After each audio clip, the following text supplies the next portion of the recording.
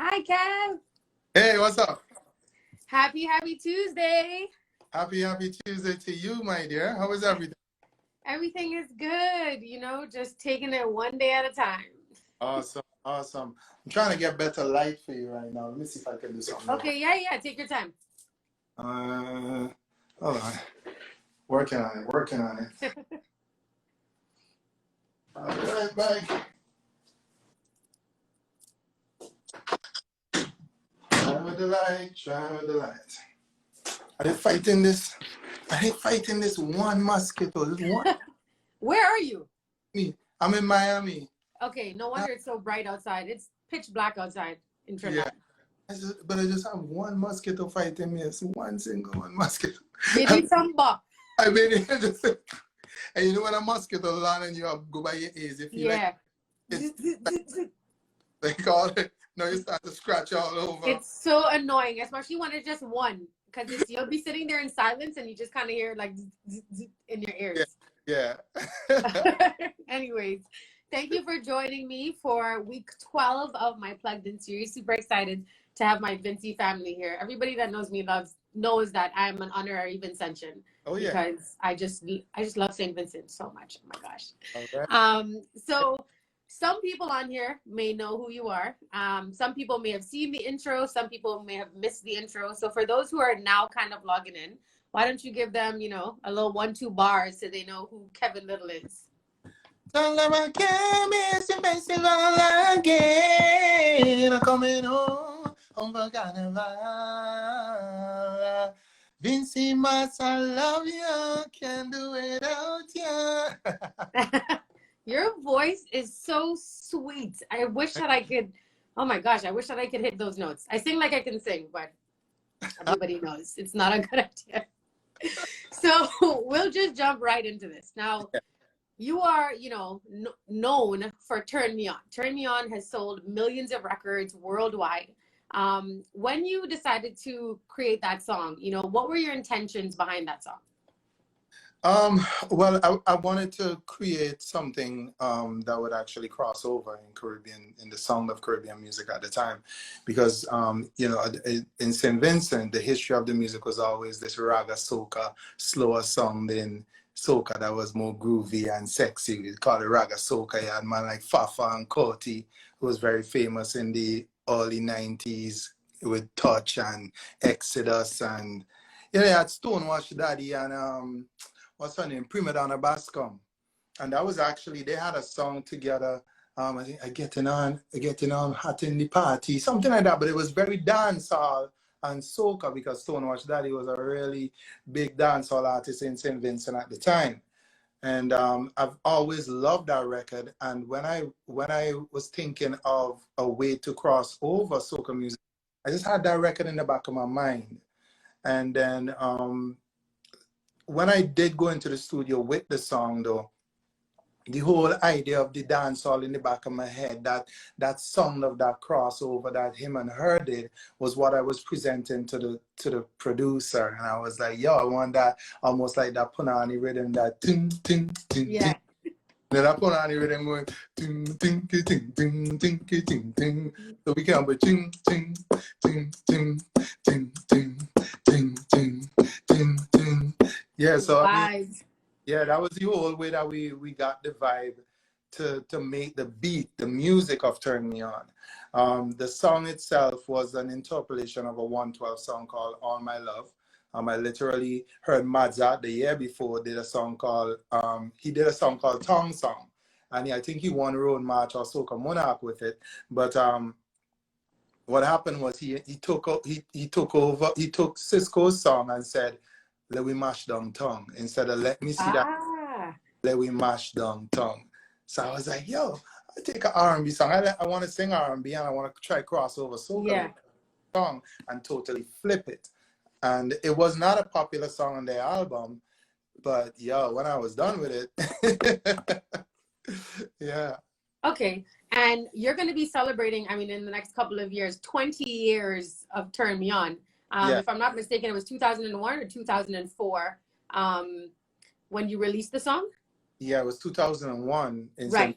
So next year will be 20 years. So, you know, what was the strategy behind, you know, creating the song, in the sense of, you know, a lot of artists want to make timeless music, and you were able to do that. You know, 20 years later, this song is still playing everywhere. So what do you think was the strategy behind that, you know, for upcoming artists that may be interested in learning to do something like this? What do you think that strategy was?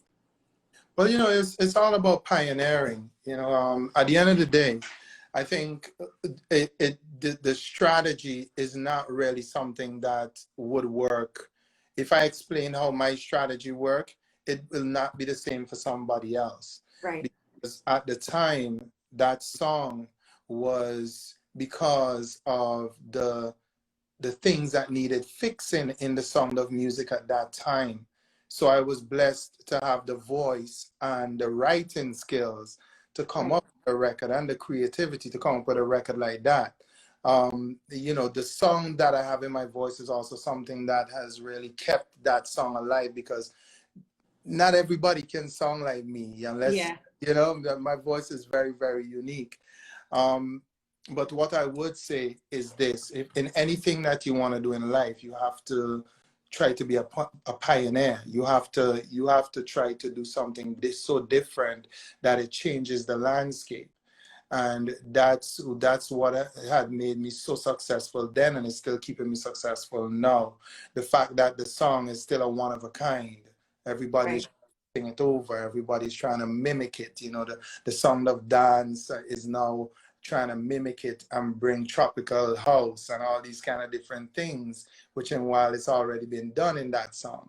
But you still can't get it back there, because that sound that I could, you know, it's just something not even I can like literally, Recreate and do it. because it's just so good. It's like a sick piece of work of art that you just cannot, you know, you can't Yeah. get it. Yeah. Right. Okay. And you know, you along with a few other Caribbean artists like Shaggy and Sean Paul, you guys have crossed over into the international market. What do Hmm. you think that artists can do to kind of do the same? Because I know a lot of people are trying to cross over and go into the American market. So how can we do more to fuse the music? Well, I think it's you know, where the music is concerned, I think it's more of a problem of unity. I think that we struggle too much to separate ourselves by countries and flags and islands, and we don't struggle enough to unify. I mean, I'm very proud to see what Skinny and Marshall and Bungie and them did with the family song and that whole Yeah. movie that came out of Trinidad Carnival. That was like a year ago, right? Um, that is the type of thing that we need more of. The unifying of our culture, in the sense that, yo, if we say Trinidad, we still mean St. Vincent. Right. That if we One say, Caribbean. yeah, we still mean Jamaica and Trinidad and Grenada and Barbados. Yeah. Because really and truly, we are all so similar. We are all so much caring about the same thing, eating the same food, living the same way, having Hmm. problems, you know what I'm saying? Our general lifestyle and the things that we experience is very much the same. So I think that the lack of unity between the islands is kind of fighting our numbers. You know, we have to all jump behind a record when we think a record is hot. We can't just wait for the mainstream Yeah. world. Yo, this record is crazy. We need to all jump behind it. Go and stream it. Just even if you are not in the Caribbean, go on Spotify, get a Spotify account, get all these other services, stream our music. We got to get streaming numbers up. We got to get all those things up, so that at least we can have some sort of noise being made around our stuff that give it that type of presence in numbers, because numbers don't lie. You know Yeah. what is happening these days is about numbers. You see how powerful the Latin music, the reggaeton has become. Yeah. That's built off of Jamaica, the dancehall. You know, that is built off of that. And the only thing beating dancehall is the numbers. You know, the numbers, we gotta really get our numbers and stuff to the point where we are literally sustaining our own selves too, Right. in the Caribbean. Yeah. Okay. Now, I imagine it must have been a struggle, you know, to cross over. into the European and the American market. So from your personal perspective, what were some of the struggles that you had to go through, you know, along the journey building on Turn Me On? Well, you know, that same thing that I just spoke about, you know, the truth is that when I came out, it was even more divided than it is now, because there was no internet the way, no social media. There was the internet, but the social media was not as connected as it is now. You know, people weren't as connected as they are now then, right? So the song came out, became this big hit in St. Vincent and the Grenadines, spilled over into Trinidad, became this giant song, Jamaica, world song, because, you know, from Jamaica takes the record now, and really all the disc jockeys in the diaspora start to play it like if it's theirs. Yeah. Comes international, because most of the dancehall DJs, because they're connected to reggae, they're on the mainstream radio, they get a lot of the mainstream love. And I was bleeding through all over the world with this song, but nobody knew who I was, because there was no social media. And then now it's coming down to the next summer, a whole year since the song has been out, and the Caribbean is screaming at me, yo, you still with this one song, you need another song, you need more songs. And I'm here trying to get this song to go. One, yeah. Knowing, yo, this thing could go. So, and it's not even been released internationally yet. And there was that struggle of the Caribbean wanting more from me locally, and me seeing the vision of the international market with the team that I had around me. So, you know, I did songs like Call Me in 2002, which did very well for me in the Caribbean. Then I did Last Drop, which was #1 in Jamaica and a few other islands, Praga and all this kind of stuff. So by that time in 2003, when I did Last Drop, I had finally gotten a record deal, because this was the whole name of the game. So, you know, I was performing all over the world, getting myself seen, because there was no control. You couldn't go on social media and talk to all your fans in the world. Yeah. You know, there was only MySpace, and that was still trying to find its footing at the time. Yeah. You know, there wasn't no millions of followers. You would get 50,000, 100,000 or something, but not this millions worldwide from everywhere knowing where to find. So when I finally got the record deal in 2003, we then knew, okay, yo, now it's gonna go, because now the labels are gonna put my face out there, and they're really gonna put it on the charts and make stuff happen.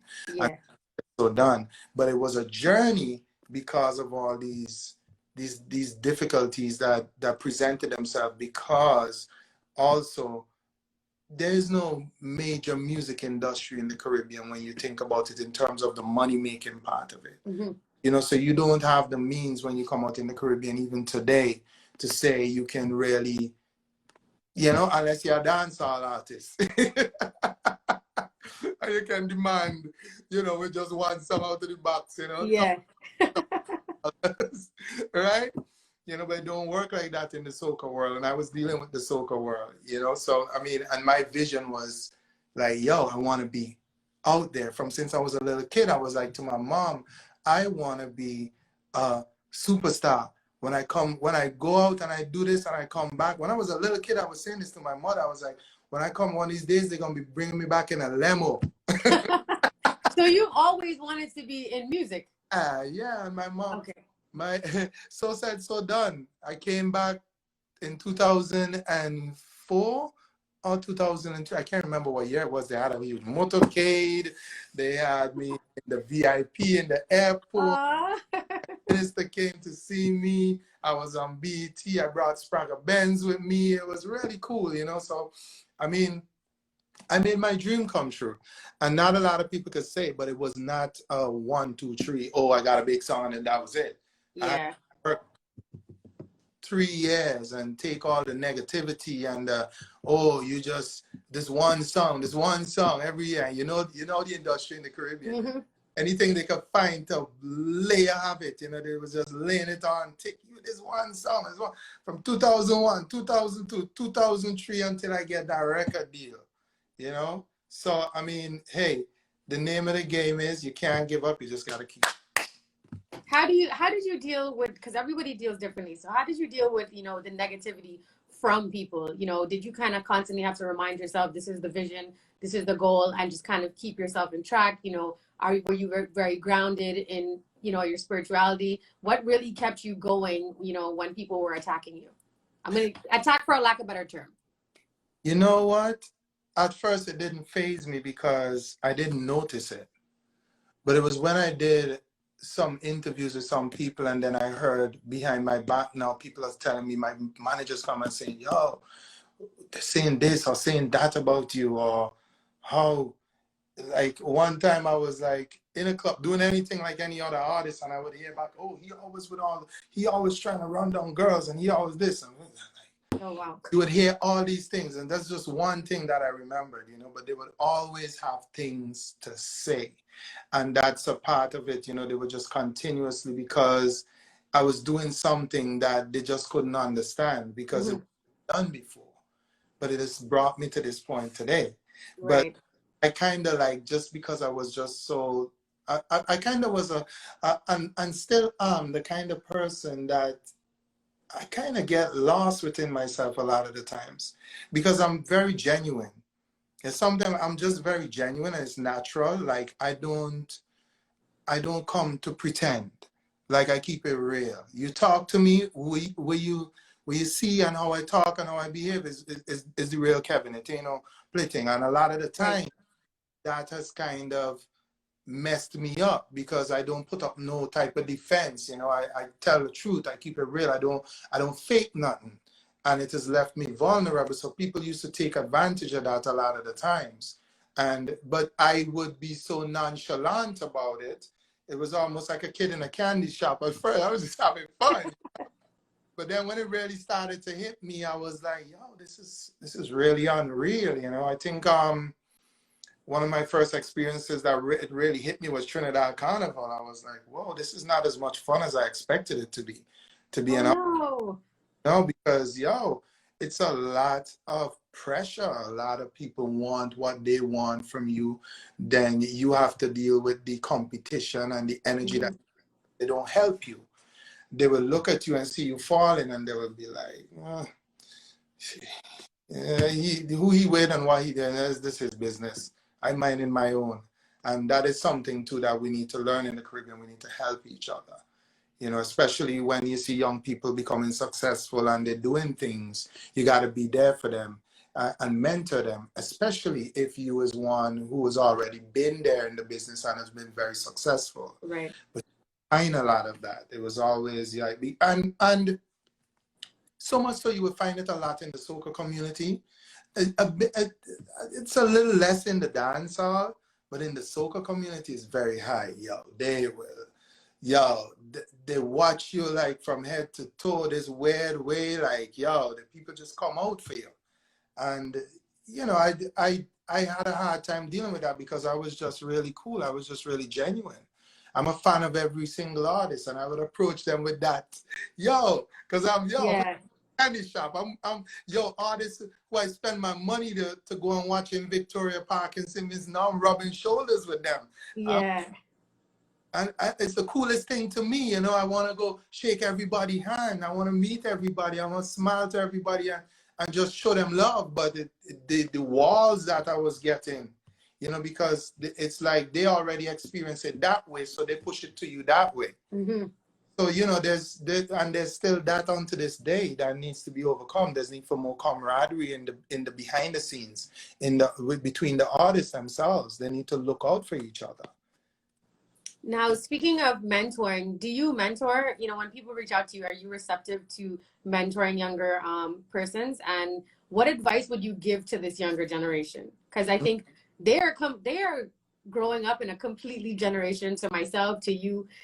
You know, it's kind of scary when I think about it, to be honest. But what advice would you give to this younger generation? Well, to the first question, mentoring, that's something that's kind of dangerous, yeah? Especially when, you know, people write you on social media and try to talk to you and ask your opinion, send you music and stuff, because I had a bad experience one time back in the early 2000s, like 2005, 2006, I think. An artist wrote me, sent me his stuff, and he was like, yo, you know, be honest with me, tell me what you really think. And a lot of his stuff was off key, and, you know, the music wasn't mixed right. And, you know, I said, yo, you sure you want me to be honest with you? Oh, gosh. And he hated me after that. He said to me from the get-go. He was like, well, you know, what you think you know, I was like, okay. But that's just one experience. You know, I don't on it, I still try. And, you know, in terms of what I would say is that you have to be honest, be genuine. You have to help because that's the only how you will get help. That's the only how you will find that success will follow you. Because even if you are on top today it's you, tomorrow it's somebody else. Yep. Happens in everything, no matter how big you are. You could be the king of soul, the king of pop. Even Michael Jackson was still chasing Thriller. Like he chasing that, trying to get another one. Like, yo, artists have all this stress to deal with. No matter how much things you have good, there's always gonna be that one thing that you're always gonna be like, oh man, I wish I got it. You understand? So we gotta keep the love for each other and keep strengthening each other.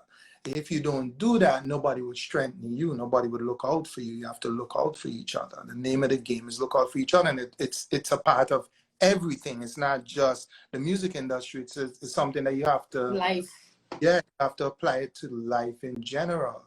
You have to help each other. You see somebody that you can help, or you can help each other. You know, you can complement each other. Help them.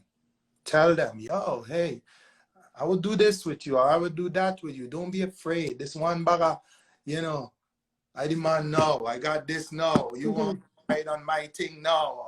You know what I'm saying? Today is you, tomorrow is somebody else.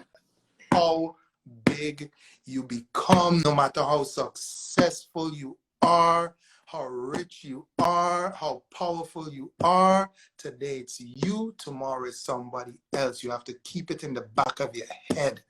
Like, it's like the thing you have to keep looking back at and saying, yo, humble yourself, Jed.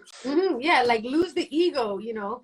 I mean, you can have an ego when it comes to your stage presence and that kind of thing. But, you know, we're all equal. We're all humans. And like you said, like even right now, COVID has stripped everyone of whatever they thought they were and what they thought they weren't. Like everyone is on an equal playing ground right now. You know, no matter how much money you had, COVID could affect you too, you know. So people need to remember that we are all human. We are all equal and nobody is better than anyone else, you know. And like you said, today you could be on top and then tomorrow the next guy behind you is on top and you fall to the bottom, you know. So you have to be able to remain humble through it all, right? So I love that about you for sure. Yeah, as nobody ain't gonna come and help you.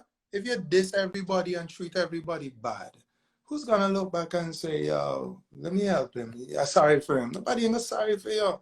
And you always have to keep that in the back of your head. You have to treat people right, you know? Yeah.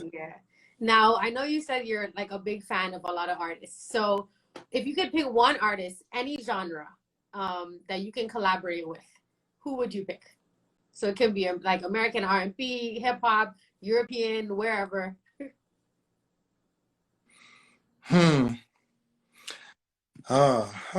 artist. You know what? I would love to collaborate with Rihanna. Okay. Yeah, because you know what? I think that she is a Caribbean woman that has really, she has proven herself in a way that, yo, all women of the world, whether you be black or white, we from the Caribbean have to be proud of that. Because, yo, she's what, a billionaire? I don't even know. She's just gone clear. Yeah. So, I mean, yo, you have to give Jack his jacket. And that, I respect the way that she took her blows to in the beginning and she picked herself up. She figured it out and she got back on that horse and rode it all the way and passed back everybody and win.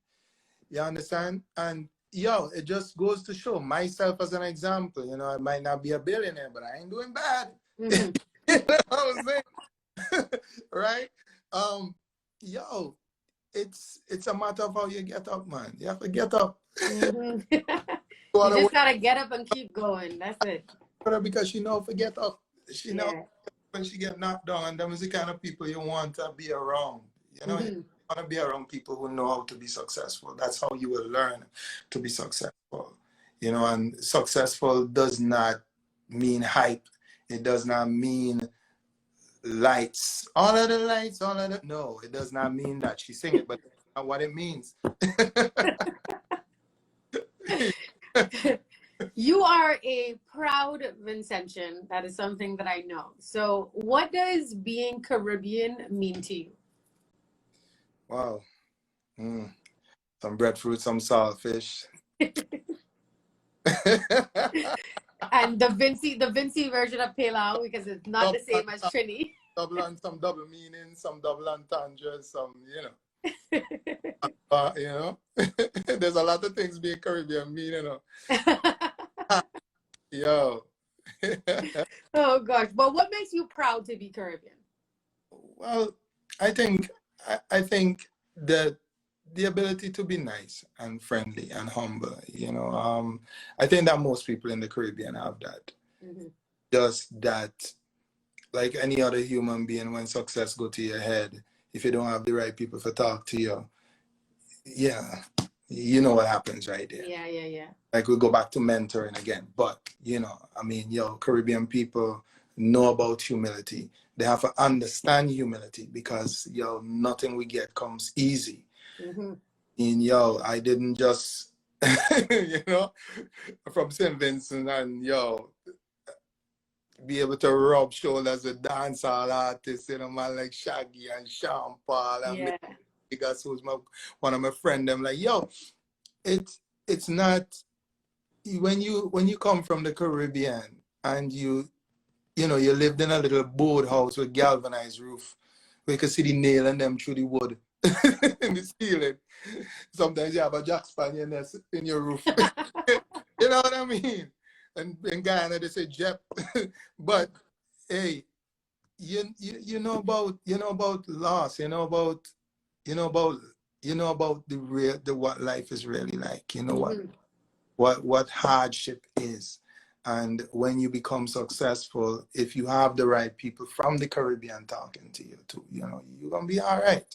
Because it's in us to understand, the man work hard for eating, Mm-hmm.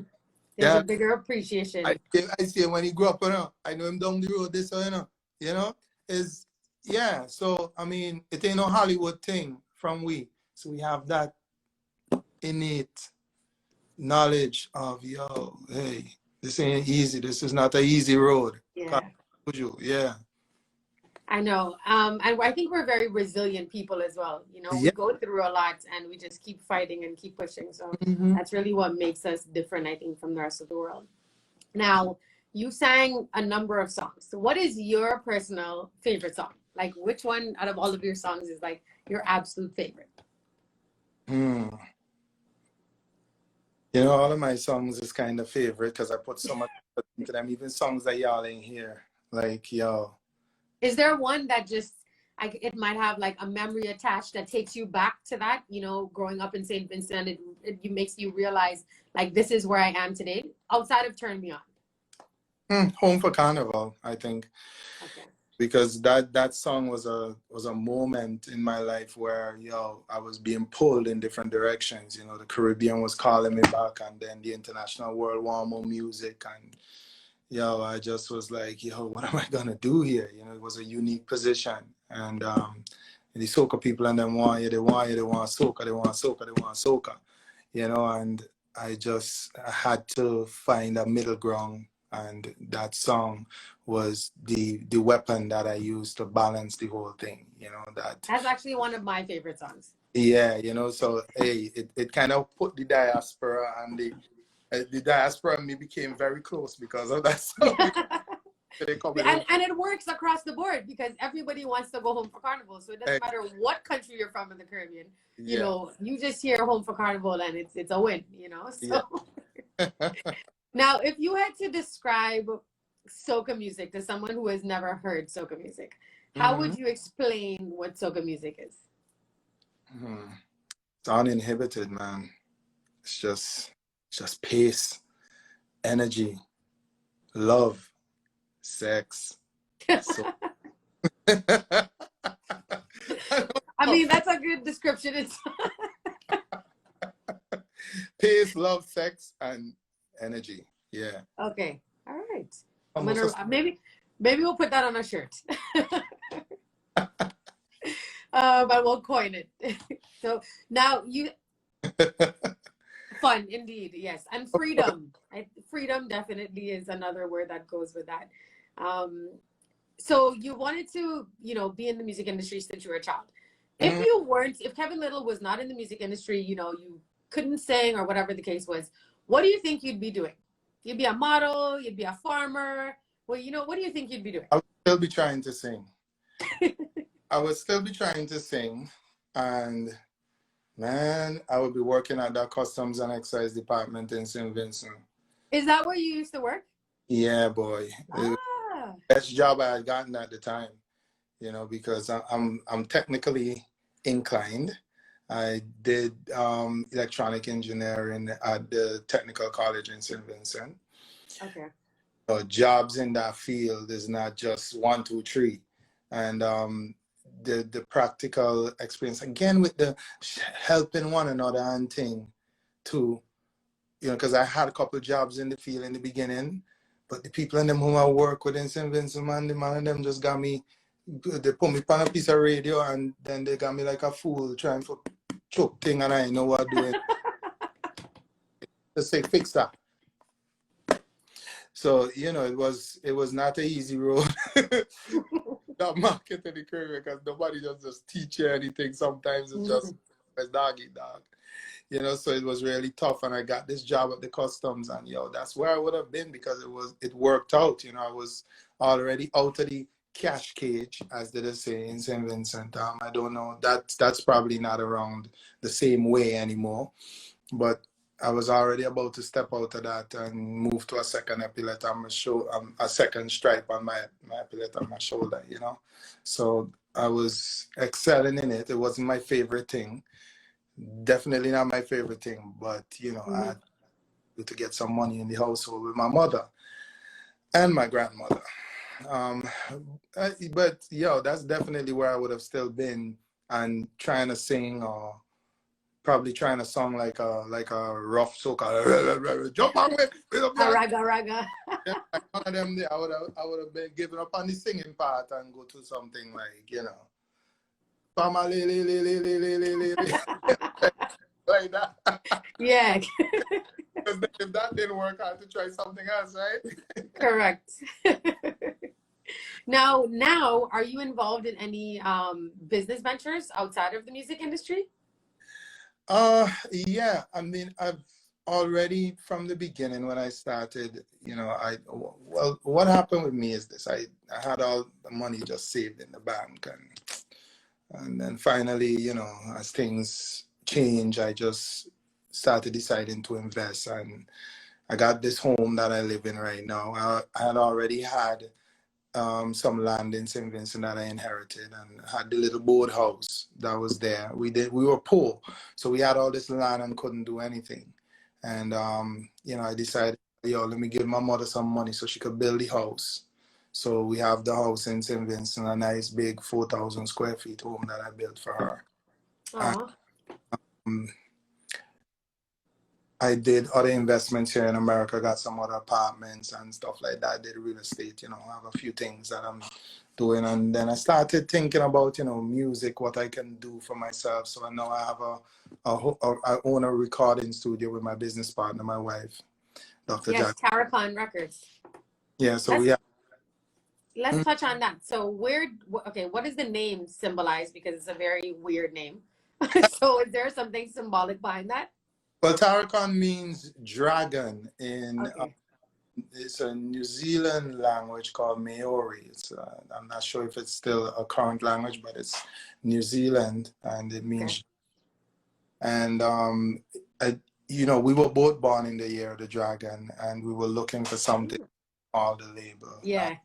That came up. We said, "Yo, how about dragon? Let's find out something that," and we came up because you had convict music and Akon and con this and a lot of con things going on, and I was like, Terracon. Yes, it's catchy. It definitely, because when I saw it, I was like, this has to mean something for sure. Yeah. So that's really how that name came about. But you know, the label part of it was done really for me to furnish my music itself out there, and then we finally grew into distribution. We have a distribution company, and a company that is, well, the distribution is a part of a company that my wife has formed called EME, Entertainment Made Easy. This is Okay. her. He's planning to We have, have to shout out Jackie because Jackie yeah. is amazing. She's actually one of my speakers at my Caribbean Women's Power Lunch event. Phenomenal woman. So make sure to shout Oh, out Jackie. 10 million billion volts of power. Yes, she is the definition of a powerhouse. I have a Yeah, lot of respect for her. Just amazing woman altogether. So yeah. So I mean, she has been the one that has basically helped me to grow my businesses.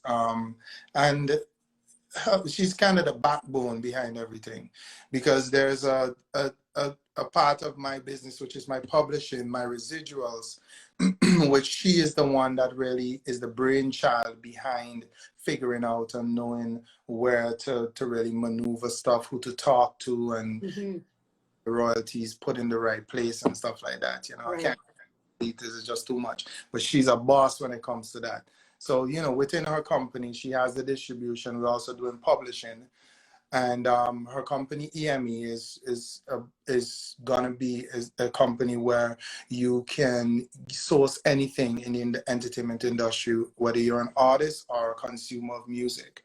You Okay. can there find artist recommended services from other artists. So if you land in London and you need a haircut, you can look at all the barbers that have gotten a haircut, Ah, maybe Jamie Foxx and somebody else big, maybe a Skinny Fabulous or a Marshall. They all cut their hair with this guy, that's Kevin. really awesome.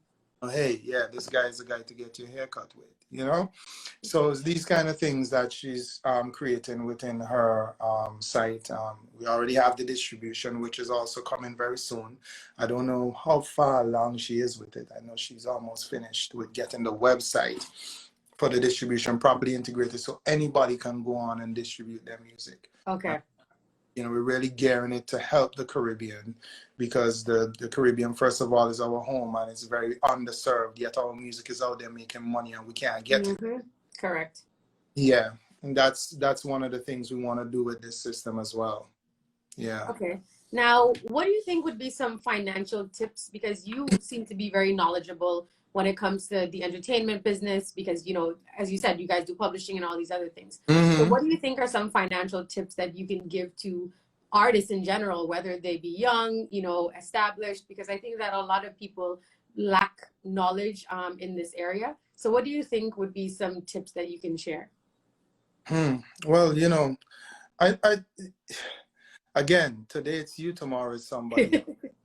And at the end of the day, I could only know for myself.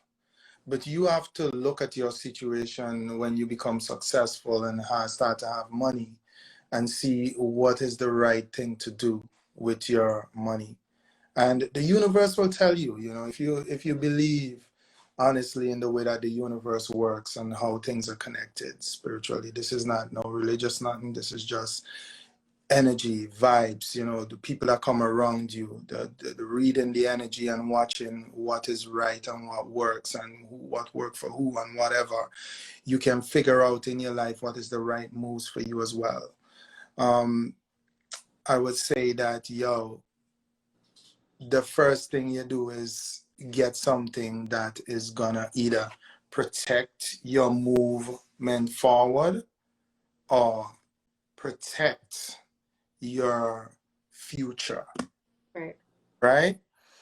That's how I would say. You start to get money, the first thing you do, you get a piece of property and protect your future, because then you can always flip property, keep property moving, and because Correct. it's worth something. If the economy dropped or something, you still have a roof over your head. You ain't gonna be walking around broke, catch you as no vagrant in the street, catch you Yeah. walking by McDonald's or by we named it in Barbados. I forget the name of the restaurant now. One of my favorite. By the Gap Burgers. The one in the airport with all the roti. Oh, Shepherd. Yeah. I mean, yo, you know, you don't want to be the biggest thing and then tomorrow you're walking by Shepherd's. I just need a Caribbean restaurant.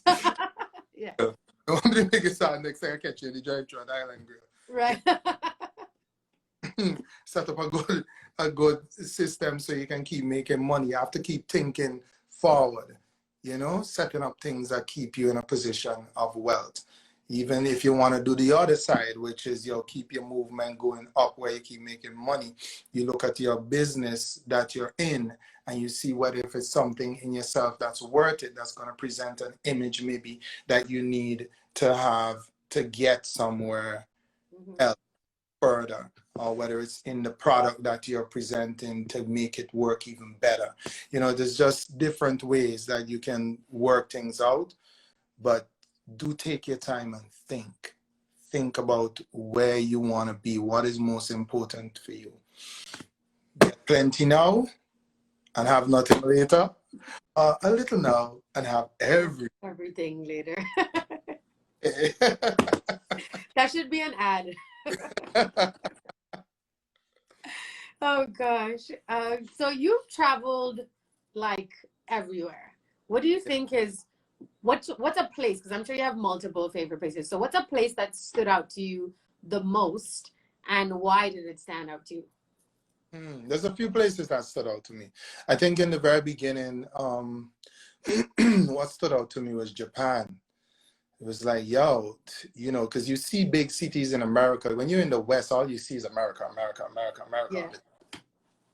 But as soon as you cross from the West and you get into the East, and you really start to see like, oh, there's countries coming up that's got bigger cities and bigger this and more of this and that, and the subways and the busy and the bustling and the same things as America. You're like, whoa, this is, there's a lot more out here, you know. And Japan was one of those places that showed me that, you know, touring Japan and riding on the fastest train and not even just in Japan, in Shanghai and these places, like, yo, you go like, wow, you think America is big?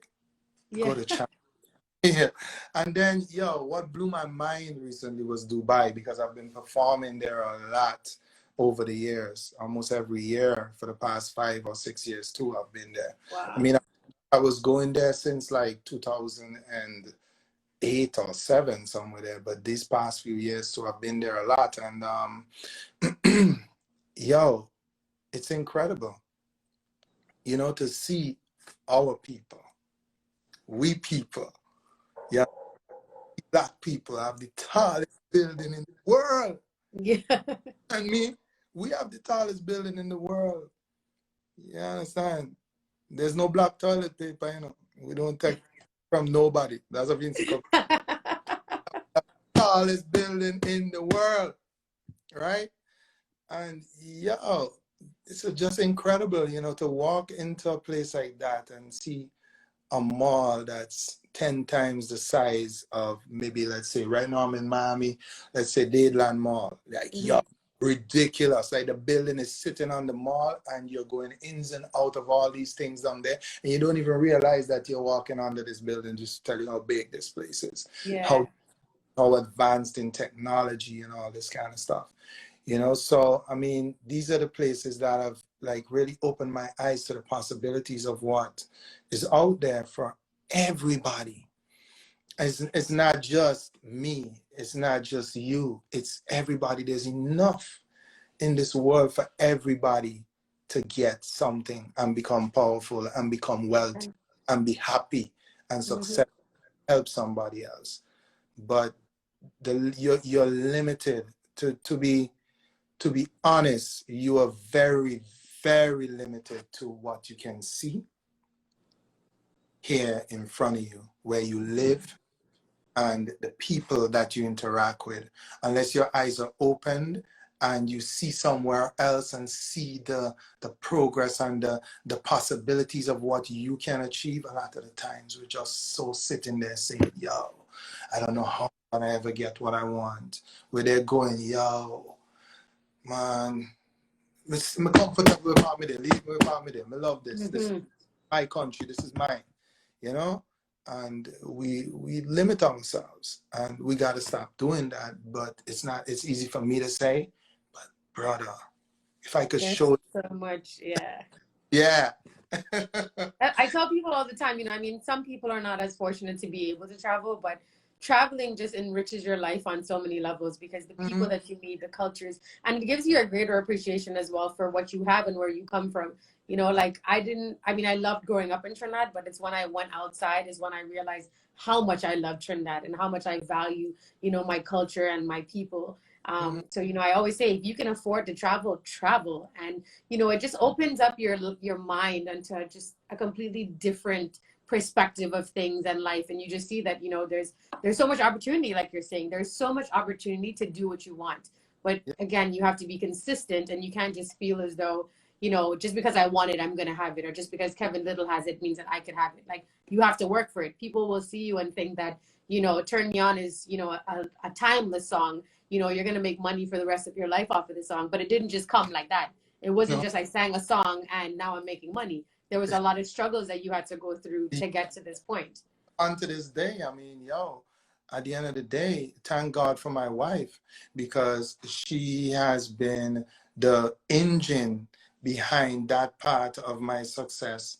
You know, from 2008, remember the world crashed in 2000. Mm-hmm. You know, it was really bad out there. But she held my hand, I held hers, and we worked through it and made a lot happen for each other. Right. But so that in the future, even if we're not together anymore, we as business partners and friends, we have such a strong bond because we Mm-hmm. great things together. You know, I've seen her maneuver and find ways to just make things happen with this very powerful song that I have. You know, and there's plenty of people out there that have powerful songs. They have powerful songs out there every day. Yeah. But hey, for 20 years, a black man has been able to do this. Yo, you can do it too. I commend you for that. Come on, yeah, man. Thank you. What do you think is your greatest accomplishment? Like in everything that you've ever done, what is your greatest accomplishment in your opinion? I think my greatest accomplishment is the decisions that I've made. Um, you know, a lot of people in life they regret things because they don't look to the reason why something may happen to them. And I have learned, you know, I because of the experiences that I have, that yo, everything happens for a reason. Every single thing around you happens for a reason. The day that you realize that yo, everything happens for a reason, and the reason is up to your depth. It's Mm. you, how deep you're gonna look, or how shallow you're gonna look at what happened, how you're gonna get up, how you're gonna come back, what you think is gonna be there for you because of that failure. Your thoughts power you. You may fall today and bruise up your knee. Are you gonna not walk that same street again because you fell there and bruised your knee? Or are you gonna say, I've learned that if I step on this stone there, I will fall and bruise my knee. So let me just move that out to the Yeah. around it or over it or something. And that's what you have to apply. As simple as it sounds, this is very complicated because it doesn't it's not necessarily a stone. But when you look at everything as a stone that you can walk around and step over and move towards your goal, you will realize that you can achieve anything. Amen to that. I see that we have a little question that keeps popping up at the bottom here. Let me just see Mm-hmm. this. Someone said, Kevin, we should do a song produced by Chili Chill. Would you do what you like? Okay, I thought it was a question, but I'm not even sure who Chili Chill is. The person's name is Miriam Me Barber. I'm okay. Thought it was a question. By the way, if you guys have any questions, feel free to, you know, put the questions in the question box at the bottom. This live is gonna end in like 1 minute. This live is going to end in like 1 minute, well, 2. So let's jump off of this live and jump back on so that we have a couple more minutes with you, and we'll give people an opportunity to ask you some questions as well. So okay. I want to know, now I have gone, like I've been in stores in the most random places, and I've heard Turn Me On come on the radio, and I'm like, oh my gosh, you know, like in a completely, just in places that you would never think that you would hear a soca song. So yeah. How do you feel, you know, when you hear that song or your songs being played, you know, in Australia and all these other places, or just on radio, you know, how does that make you feel?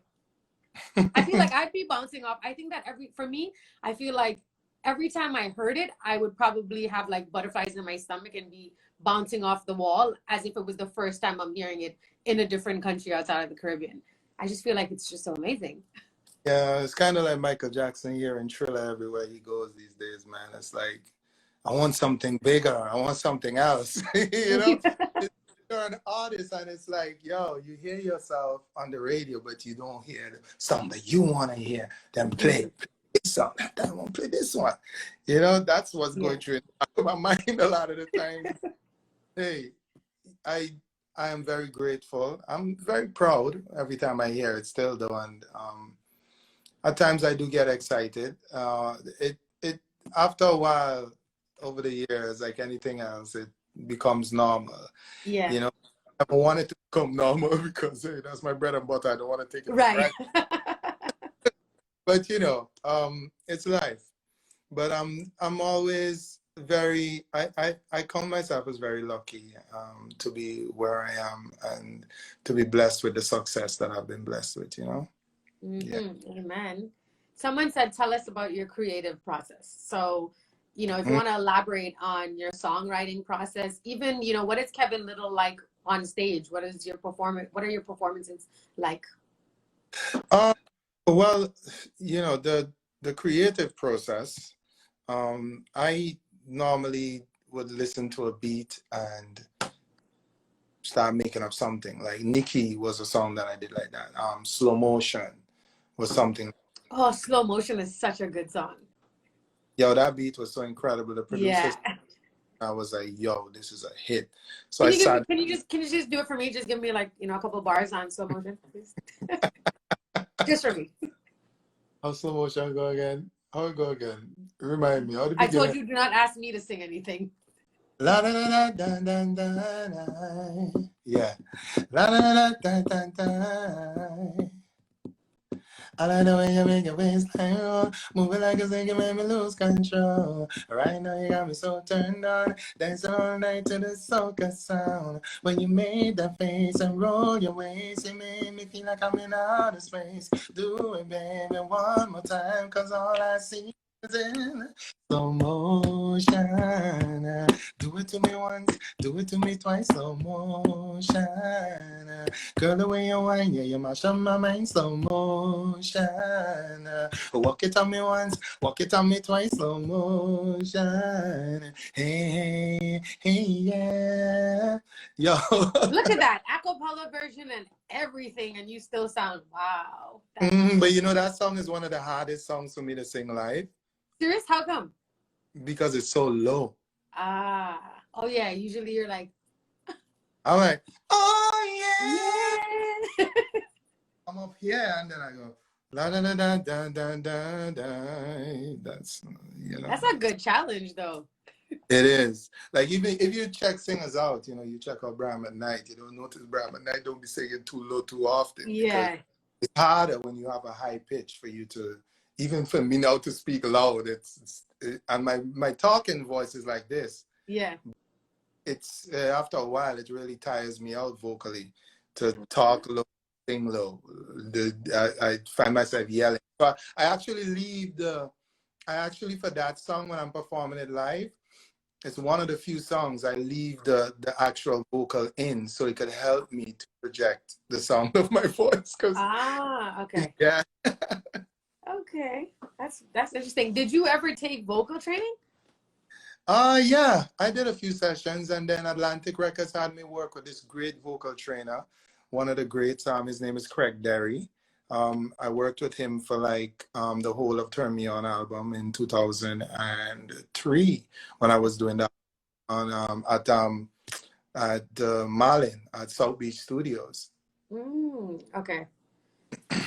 Do you not do you have you met all of your goals, and do you think that you have an ultimate goal? Wait, did we answer the first question? The person asked my creative process. Did Oh I my actually? gosh, no, because I made you sing. I'm so sorry. Side note, okay, because I see a lot of people coming in here now, and I see questions popping in. If you guys can actually just put your questions in the box there's a box at the bottom that has a question mark in it. Just put your questions in there, and then I will ask him from there. But if you put them in the chat is going like this right now, so I won't be able to scroll up. So if you have any questions at all, he'll be happy to help respond. Sorry, and just put it in the chat box. We get my creative process out of the way. Yes, so, sorry. I got excited. I just wanted you to sing. Sorry. Don't worry about it. You do that. So the way I write songs, actually, I usually make up a song. I actually just make up songs by ear, sing something, new melody, and if I like it, I write it. Like I was saying, like with songs like Slow Motion, I actually got the beat from the producers. I was like, damn, that song is hot. The beat is hot. The music is hot, you know? So I was like, yo, what can I do to this? And it just started coming out, you know? Like the magic of a full moonlight. This is the way you captivate. I started. And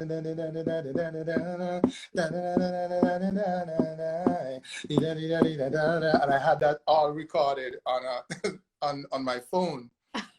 That's how I sat down. I even had my wife come in and put in a line for me in it. She helped me with that song. She had some publishing on that song. Yeah. One line. That's okay. That one line counted. It still counts, you know, so hey. Yeah, but like Turn Me On was a song because it was something I was hearing from 112. I was always singing this song, All My Love is the original song from 112 because I really liked Slim's voice. Mm-hmm. So, you know, I would be, because his voice had the similar high pitch like mine. So I was like, yo, I'm going to take this and I'm going to flip it. And I took it and changed the melodies a little bit to fit soca. So the na na na na na na na na na na na na na na na na na na. It was just me just taking them and go, for the longest while we jamming. I was just thinking about, yo, what can I sing? And then my girlfriend at the time, she was like, yo, I like it, but change it to you being in a party with a girl somehow. Bring me into a girl. So that's how I came up with, for the longest time we're jamming in the party, and you're running on me, pushing everything. And that's how that whole story came about. Before that, but most like Call Me was a song that I just made up. I had made up Call Me just randomly. It came to me, you know, it's been a long time since I saw you and I'm going out of my mind, you know, and the whole thing. And then I went into the studio with Adrian Bailey, who's the producer of Turn Me On. He actually produced Call Me. And yo, the rest was history. And I was getting accustomed to my high-pitched voice at the time, and I started doing all the crazy stuff you heard me did with my voice in that song. Yeah. You know, that they were making fun of me. They were actually pulling it back and telling people to call in and do some of the high notes. Yeah. But hey, but that's just my creative process. I could create in many different ways. Sometimes I sit down and I write a song, just write it. Sometimes I just come up with a melody that I think is really wicked and have a few lines. Sometimes it's from another song. So it can come in many different forms. Okay. So do you find yourself singing like on a regular basis? Are you one of those people that, you know, you're in the kitchen, you're singing, you're in the shower, you're singing, or is that more reserved to when you're going through your creative process? I sing all the time. Okay. I've gotten way better now. I don't sing all the time like how I used to. But boy, I remember one time my mom cried. She walked out the house because she was so frustrated with me. Because I wanted to be a singer, and I told her I was going to have a limousine pick me up at the airport. And I believed in that shit.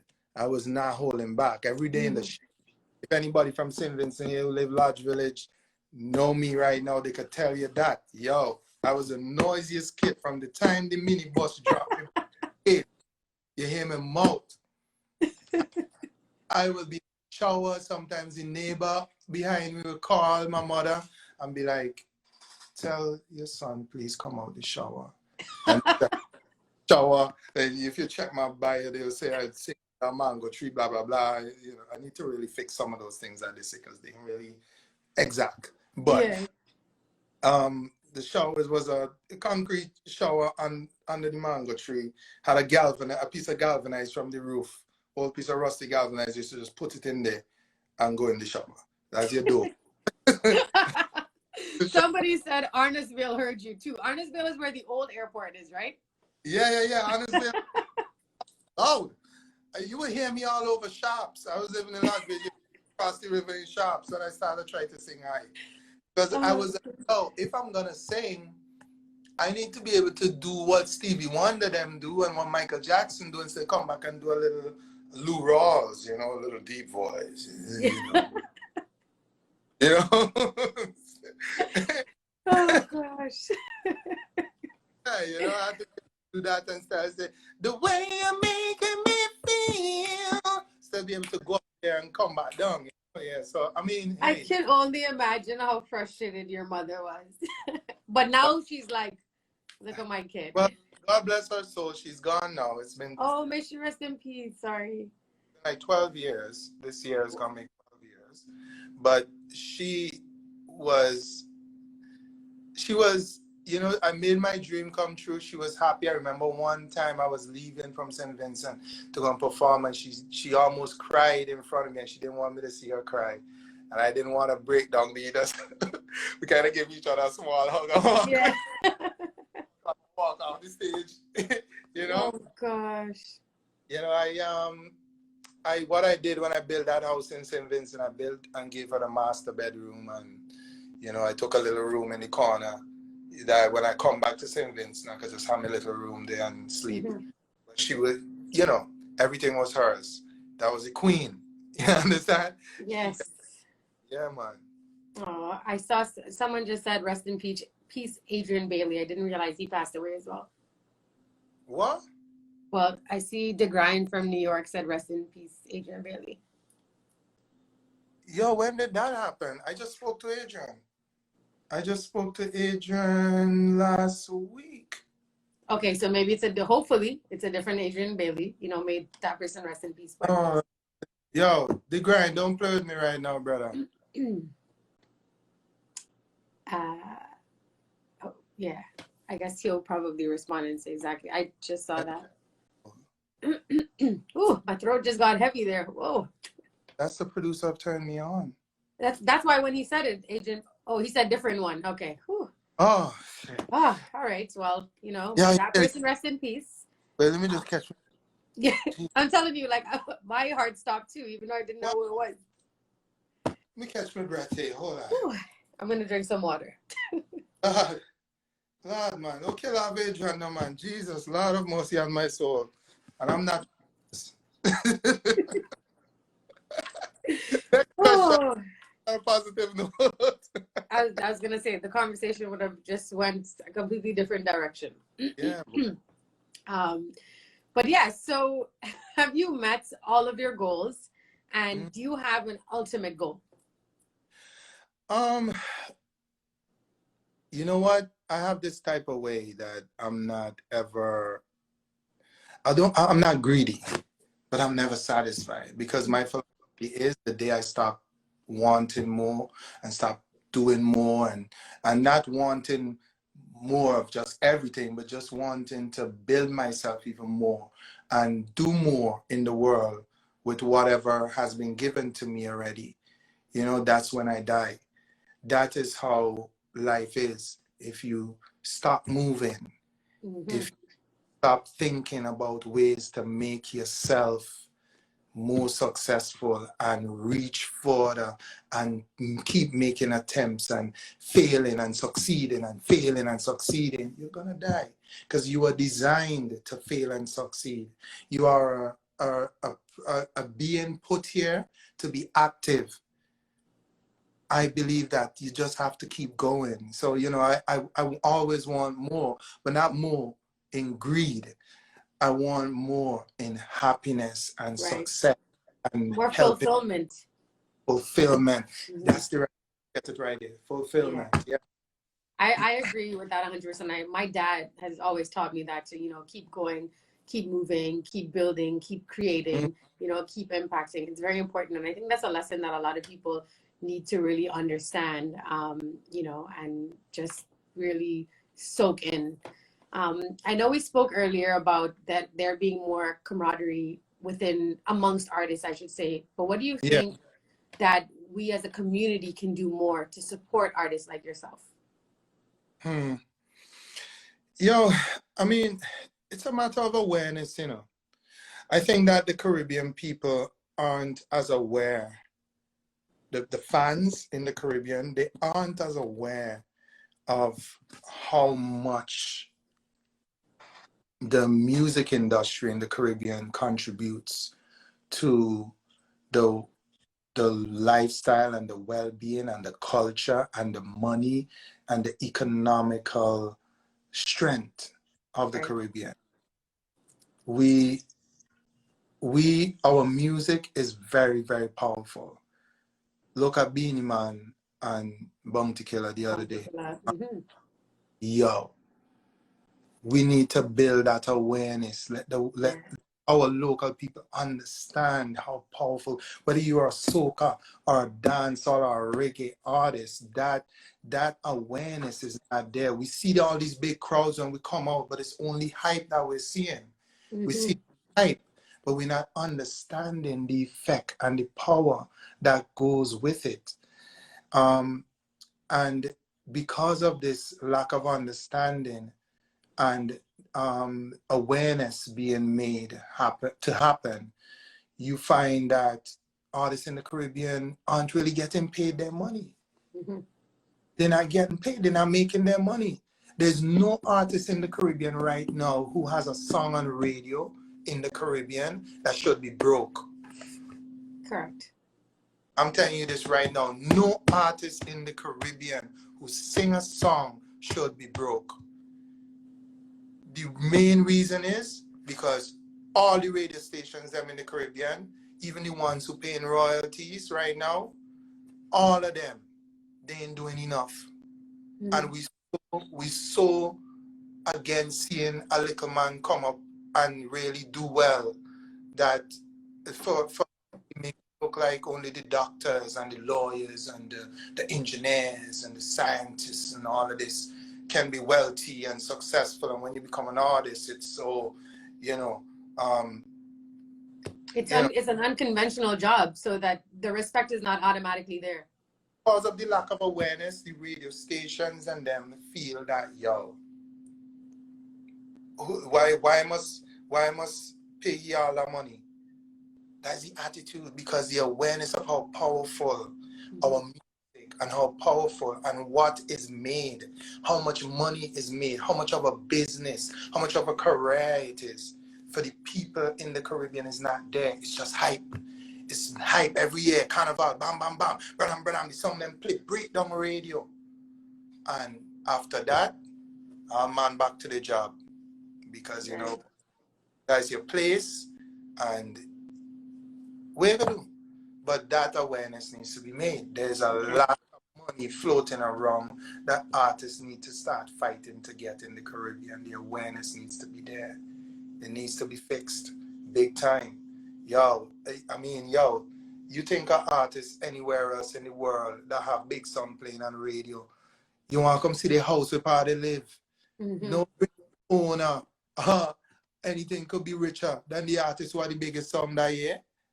You understand me? And these are the things that we need to understand. We need to start making awareness of the business, because the music business in the Caribbean is very powerful, but we're not the awareness of how great it can be for the artists. These artists in the Caribbean need to be paid. Mm-hmm. These guys around every year, jumping around in Carnival, happy for you, the song clip on radio, and then when the Carnival done, they get a dime from the radio. Yeah.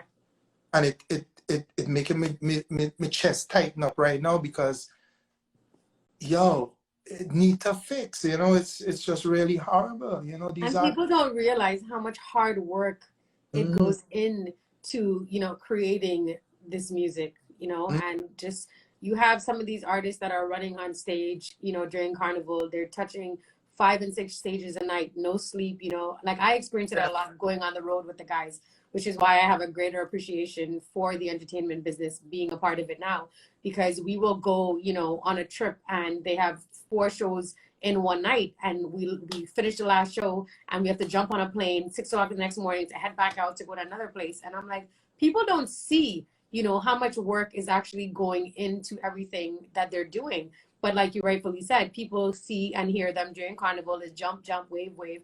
You know, they have a great time and then they forget about them. But this is a year-round business. It may not be conventional where it's, you know, you're a doctor, a lawyer, but this is a new lane. This is an industry. This is people's, you know, livelihood at the end of the day. So I completely agree where, you know, they should be getting paid, and they should not, like you said, no one that's on radio should be broke.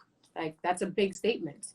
No one whose music is on radio in the Caribbean should be broke, even if it's $20. Yeah.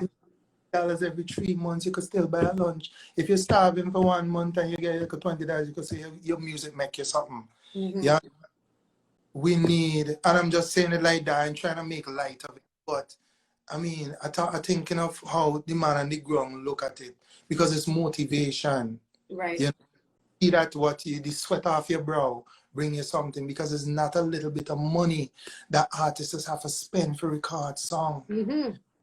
We also have this situation where artists does be real ripping artists too, you know, they just be taking from each other and billing themselves and don't help look back and really secure the rest man and them kind of thing need to stop. You know, we need to really, really look out for each other, because when one come up and he holding it down and he bring like what Bounty did, he brings so much with him. Yeah, that is how it can fix. We all have to educate and mentor and help each other. You know, it's so much money that's have to spend. You know, so much money that's have to spend for get music out, and you high playing parade and you can't make a dime. You know, it needs to fix. Yeah. And even when you think about it too, like right now we're going through this pandemic.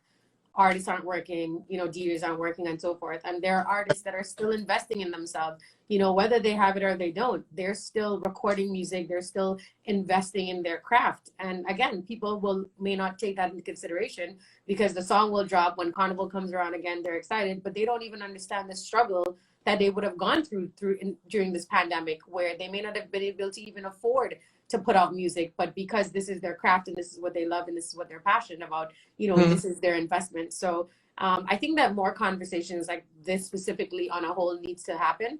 And gradually I'm hearing, you know, I know Major Hype has spoken about this as well, and there's a few other people, but I think it's very important for, you know, even people like yourself to use your platforms to have conversations like that, because you guys can reach the masses, you know. It's about community support as well as artist camaraderie as well. But, you know, the more that we can converse about this, the more light that we can shed on it, and the more the community can have a better understanding, because they may not get an insight. And that's one of the reasons that I decided to do this show, because I feel like I know a lot of the people that I've interviewed, I know personally, and other people may not know them. They may know Kevin Lyttle from, you know, I hear his song all over the world, but I don't know who Kevin Lyttle is. So I want to provide a platform for my guests to come and share their stories, share their struggles, be relatable, so that people can really understand that, you know, you guys are not trying to be better than anyone else. We're all the same. You know, you just may have hit the ground running and just stuck to what you love and made it happen. But that doesn't make you different from anyone else, because you still appreciate other people. You still have humility and so forth, you know, but at least people can relate to your story, you know, and want to support you from a genuine space, versus just seeing you on a stage and saying, oh, you know, I don't need to give that guy my money. You know, everyone has a story. Everyone has a journey. We all, you know, and I always say, like, we have to share our journeys in order to inspire other people, right? So anyway, I don't want to go on and on. You've said a lot with respect to that, and I agree. And like I said, you know, let's continue the conversation about the industry and so forth. You know, I'm going to look at seeing maybe other outlets, and, you know, I'll engage a few of you guys and see how we can continue this conversation. On a lighter note, though, tell us something that, like, tell me, the audience, something that we don't know about you. So it could be something quirky, it could be something funny, but tell us something about Kevin Lyttle that we don't know. Something about me that you don't know. See, I'm just so real, you know, but I mean, You put ketchup on your eggs? Some random thing? You really can't cook? I don't know. I cry. I cry. Oh, you cry? Cry Yeah, or cried? I cry. Okay. Okay. You're in touch. Yes. Yeah, I cry a lot. And Do you think you're an empath? sometimes I'm on flights traveling around the world, going to places, and boy, sometimes I'm there by myself for 8 and 7 hours, and my mom comes into my mind, and I start crying. Or I think back to where I've come from to where I am today, to be on a flight in first class, and going to make tens of thousands of dollars, and you know, respective of where I could have been, and just how fast time is going around me, it brings tears to your eyes if you're really the type of person that reflects and really thinks about your journey and what is going on around you. Thinking about just how lucky I am. Sometimes it brings tears to my eyes. I'm a very sensitive person, and in that way, I'm very honest. So I mean, a lot of people don't know it, but I cry. My eyes actually are full of water because you said that, and it made me realize, think so much about myself. So I actually lost my mom last year, unexpectedly, and I've been having a very hard time dealing with it. But over the past couple of months, every time I sit down and I really think, I'm like, if it wasn't for her, I wouldn't be where I am. I wouldn't be the woman that I am today, and I give thanks to just my mom for everything. But I myself, I'm in Trinidad by myself, and I just have a lot of moments where I think about how far I've come, where I'm able to, live in different places and travel and do all these things and just really be so thankful, But my Yeah. mom and your mom are in heaven right now, and, they're watching down. We have our angels with us. But, it's definitely been, I think, a long road. Both of us, just listening to your journey, and even myself. And I think that we definitely need to just continue to be thankful. I say gratitude and everything is so important, because you think about where you were and where you are today, and everything that you would have gone through, and now you're here. You're able to have a life for your family in America, and provide for your children, and send for back home, and just do so many things that you weren't able to do before. And we have our guiding angels guiding our way through it all as well. So may your mom rest in peace as well. Say that again. Switch back to trying to be on a happier note here. That is happy, but I feel like I was gonna cry just now. It's good to be honest and emotional and show that, because I think that's something that's also missing in our society in the Caribbean. Everybody want to be bad man, and no man wants that tears comes to his eyes, and that he cries, and that he feels. And that's something that we need to start dealing with better as a people in that region. We've grown up too much with the bad man thing, and the this and me that, and we can swallow, post up and be this and be that, and but you would be surprised that it benefits you more to be real and let it out and feel. It's important to feel. Yeah. To show it to everybody, but you want to be genuine, because you know what, and this is something great I want to say, right? That like attracts like. You be real and genuine, you will attract people that are real and genuine. You be a bad man and a rude boy and be a killer, you're gonna attract killers, and you're gonna be around killers, and you will be killers. This is how life. You attract an energy around you, and that's what's going to become your world. We need to remember that and keep a focus on what is real. You got to be real, and that is something that you can't buy it, and no amount of money can pay for it, because the benefits of it is boundless. Right. So going back to another smiley note, what are you saying? Sam's, pick up yourself. Barry Hyper saw you doing yes, shout out Barry. I see Nakia, Cam, everyone's in here. What excites you about life? Like what is something or some things that just make you so happy and just makes you excited about life?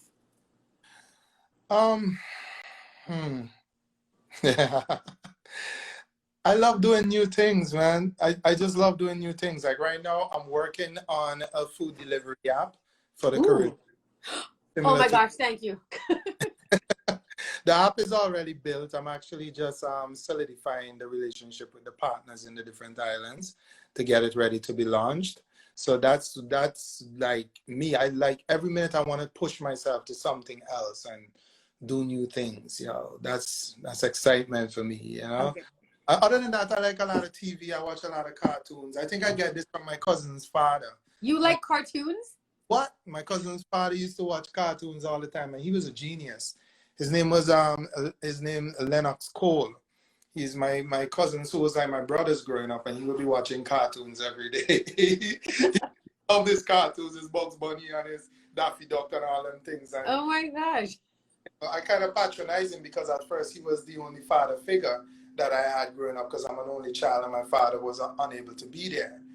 Um, but yeah, I love cartoons, man. I've been watching a lot of anime in general. I like, you know. That's definitely something. Okay, so that beats, me saying ketchup on eggs because I definitely would not have thought that. Okay, I see there's like 10 questions in here. So, what's your favorite dish? Boy, that's a problem for me, you know. That's a problem for me, boy. I love eat, you know. Me too. Gosh. I love eat is like, oh, boy, some of these things I ain't supposed to eat because I'm kind of lactose intolerant. I'm kind of like, I'm affected by gluten, but nobody Oh could eat gosh. me. Boy, I love my bread and I love my pasta. Okay, what's your favorite type of pasta? Like red sauce or white sauce? What's your favorite? Um, you know, my favorite pasta, I had it in Italy. The authentic, like, it's kind of like a fettuccine Alfredo, but Mm-hmm.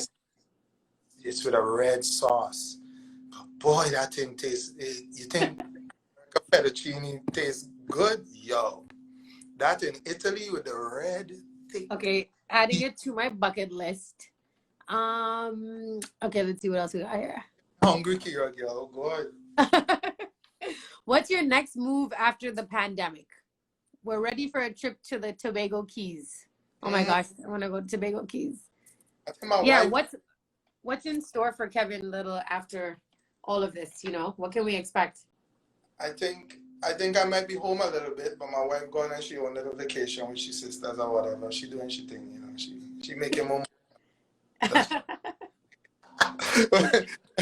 But I think after this I'm going St. Vincent. As soon as the pandemic and flights out, I'm going St. Vincent because I want to make sure I solidify properly the operation for the delivery service in St. Vincent. And Okay. I also have my partner in St. Lucia that we're trying to solidify and get that ready. Hopefully next week I'll have St. Vincent and St. Lucia ready to start banging on the place with food delivery. Yeah. So that's it. That's probably my first move. I mean, I'm always being requested to do something. So hopefully when shows come back on like fully, you're gonna see me all over the place again as usual. Someone said, will you perform in Toronto? I remember watching you perform at Rum Diaries in Ajax, Ontario. Big up Toronto. Toronto massive. Of course. You know what happens with us as artists is always about who requests you when. Yes. Because I was in Toronto last year, actually. I did a few shows in Toronto and Montreal, thereabouts. Did like 4 or 5 shows. So, the 2020 situation with this pandemic and then on top of it, all the racial stuff that happening, it's really messed up a lot of things. And, but hey, like I said, everything is only for a time, yeah? Yep. So we got another question here. Shout out Nick, as well as Richie. Said, ain't no question, but love the energy in this interview. So shout out the boys. I just saw one here. What would you tell your 15-year-old self? I was 15. Oh my God, 15. I was getting clout in grammar school, man. At 15, I was in short pants, my khakis, short pants in grammar school. I was getting clout. Again. For those of you who don't know what clout means, it's this. No, you know, I mean, you know what? I don't know that I would tell my 15-year-old self anything.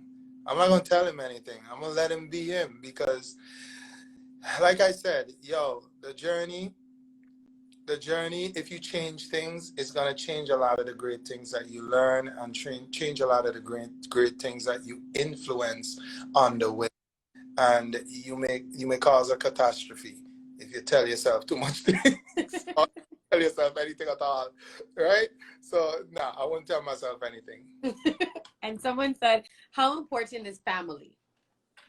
How important is family?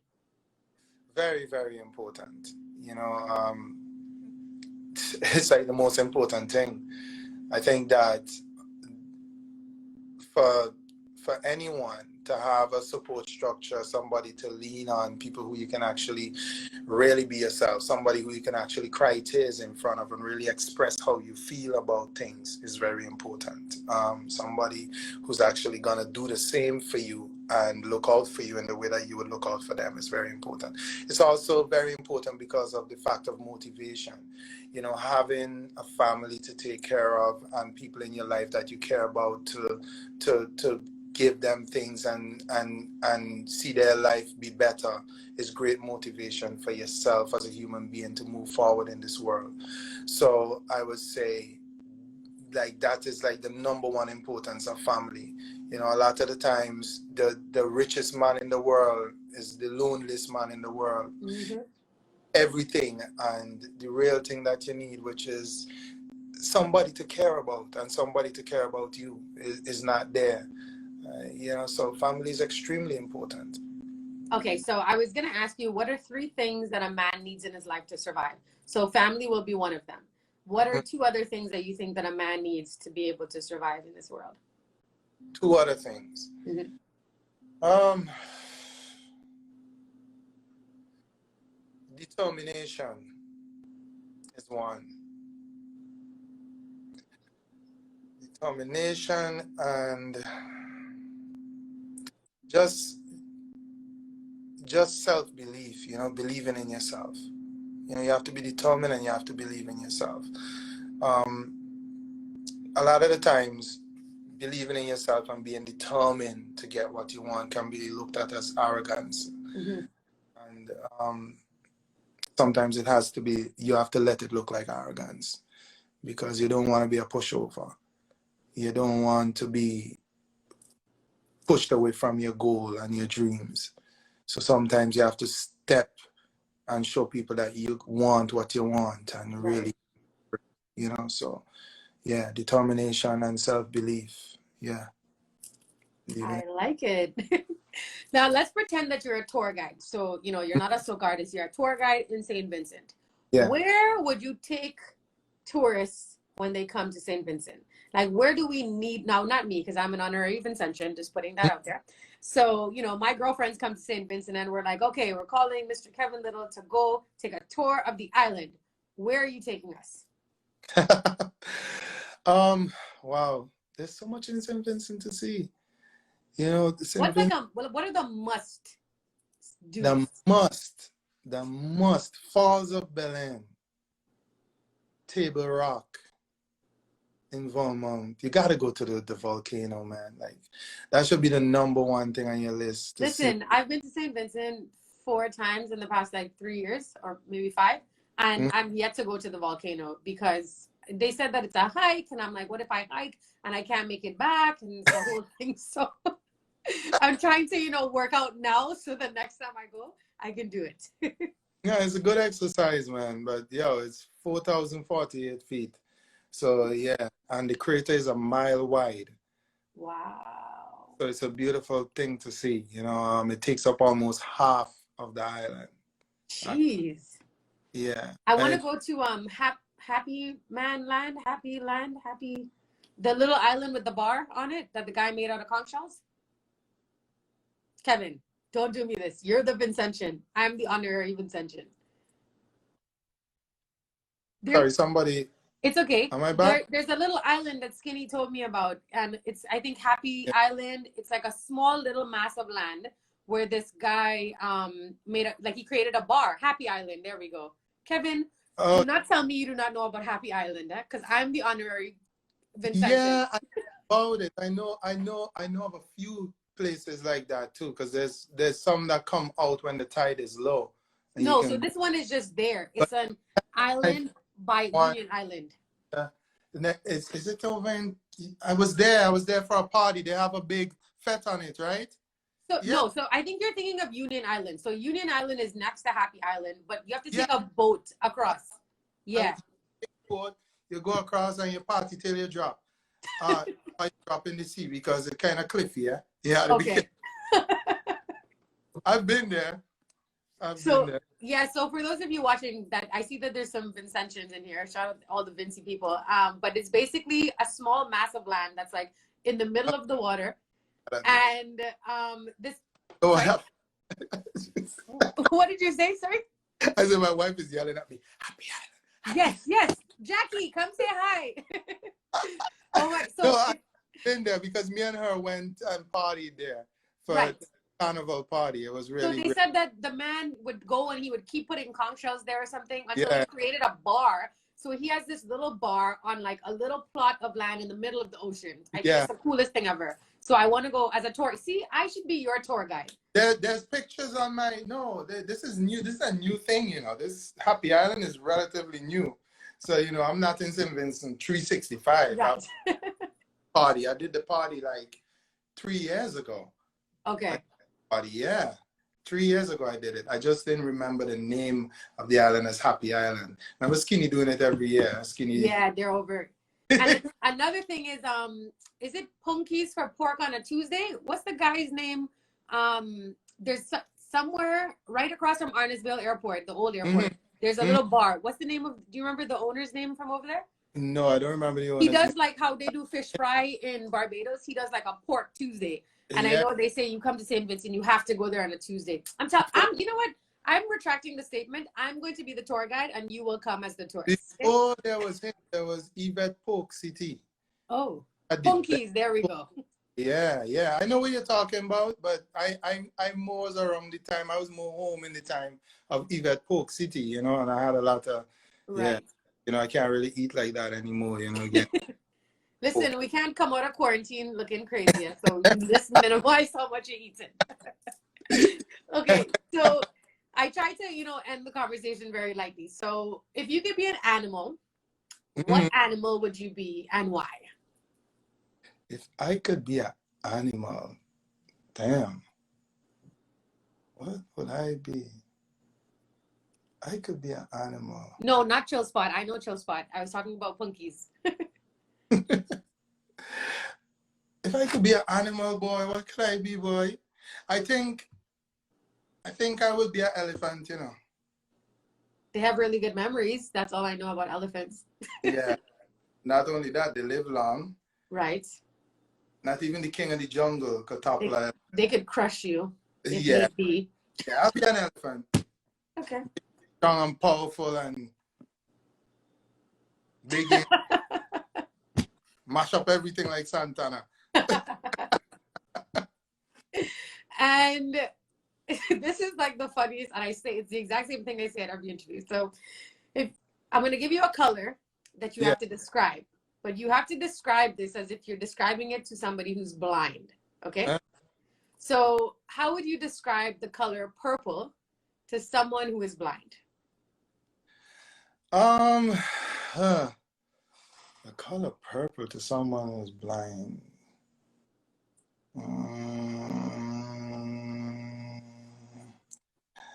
Think of the taste of strawberry.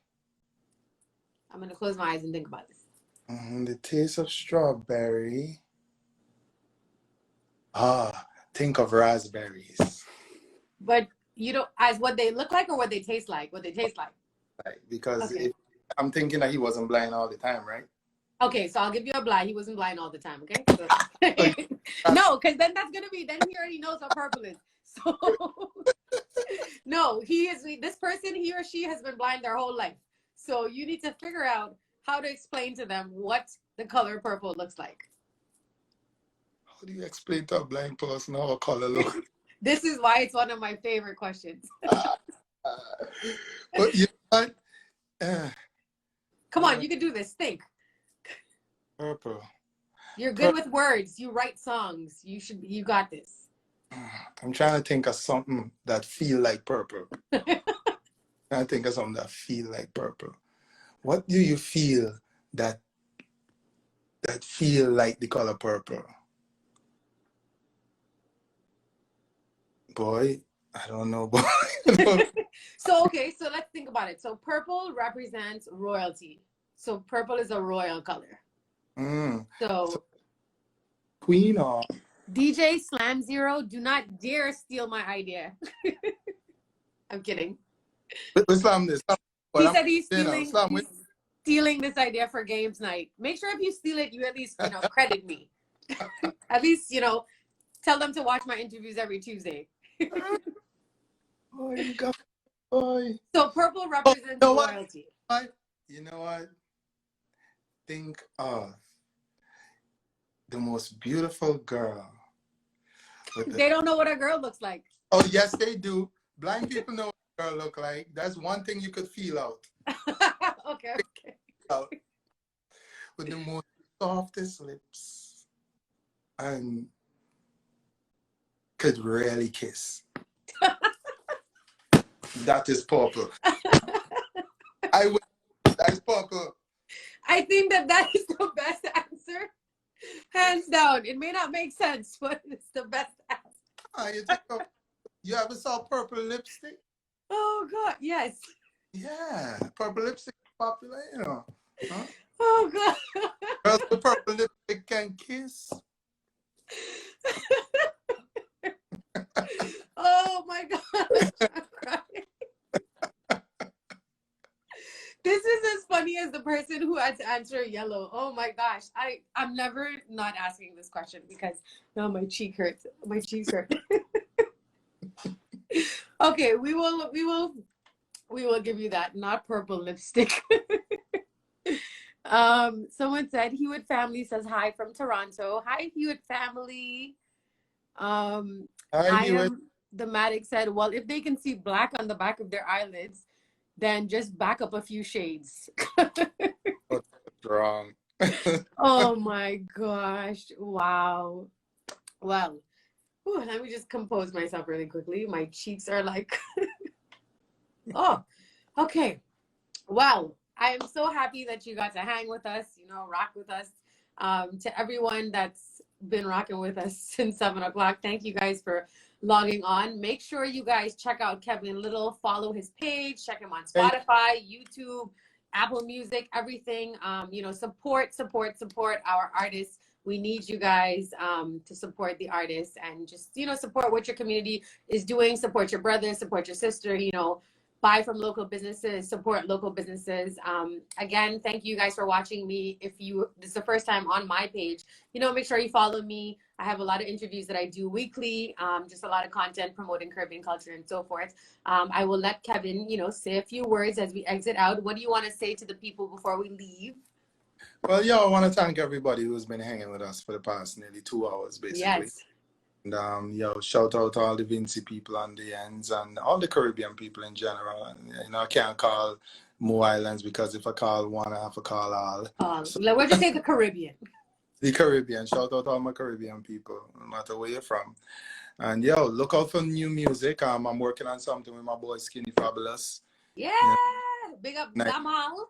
Yeah, man. Mr. Doyle. Mr. Martel. He's actually, before I forget, I'm not sure what you're doing on Saturday, but I'm doing a men's event on Saturday under my Caribbean Women's Power Lunch brand. So the idea is celebrating our kings. So Skinny is one of my speakers, as well as I have someone that's talking about mental health, someone who's a business coach. So exactly what you were saying before, kind of really getting in touch with, men are not comfortable with getting in touch with themselves.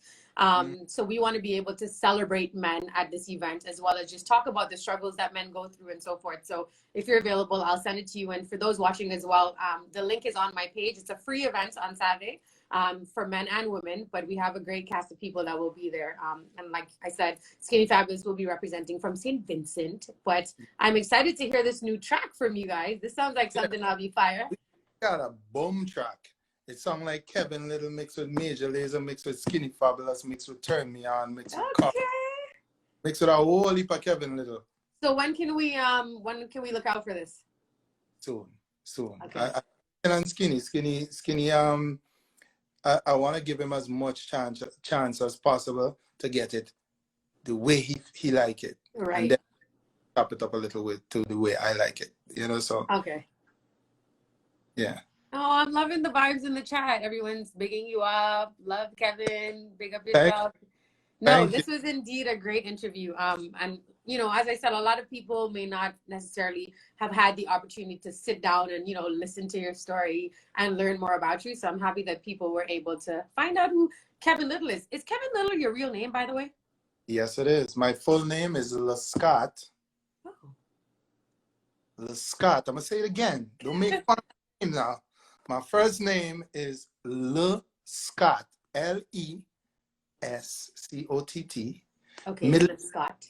A for Kevin.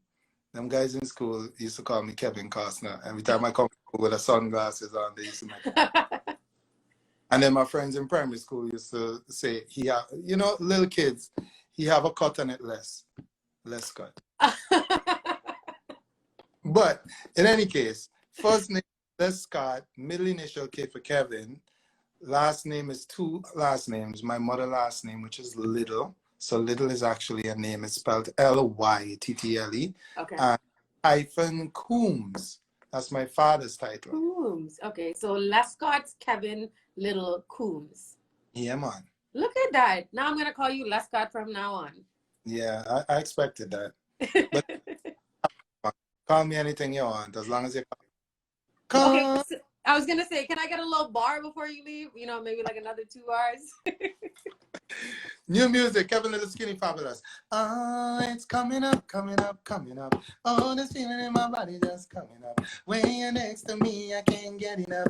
Give me more. Girl, I can't deny when you touch me. Yeah, the feeling I get when you squeeze me. Girl, just love me, just hold me, girl, give me more. I can't deny, girl, you take me high. Let me lock you down. Let me lock you down. Let me lock you down. Let me lock you down, yeah. Okay. See, this is why you guys need to plug into my show every Tuesday. Shameless plug, because you never know what's in store. You never know what you might get a taste of, you know. Someone actually said, Kevin, if they want to get jingles or dub plates, how do they reach you? So DJ Skin, just send him a DM and he'll check the DM and you guys can communicate. And if you don't get him there, just send me a message and I'll make the link for you guys. But, yeah, just message me, man. And when I get to it, I'll do it for you. Because like everybody that's been messaging me, asking me for drops, asking me for music, asking me. Excuse me, I need a drop. I just want to put that out there. Who knows when I may become a DJ, you know, in the next 5 years. So I need to get a drop from everyone I'm collecting. I actually have a drop from Dynamite that says Kerra. I'm like, I'm a boy. That's shout out Dynamite. Shout out, you know, all the Vinci artists, Problem Child, everybody doing their thing. Static, producer, another great human. Yeah. So shout out the whole team. But again, thank you all for watching today. I hope you guys continue to stay home and stay safe and just stay blessed. All right, Kevin, thank you for your time. Jackie, if you're in the room, I love you. And I will talk to you guys soon. And she hit me over the head and she leave. All right, everyone. Thanks for watching, and I'll see you guys next Tuesday. Bye. Mwah.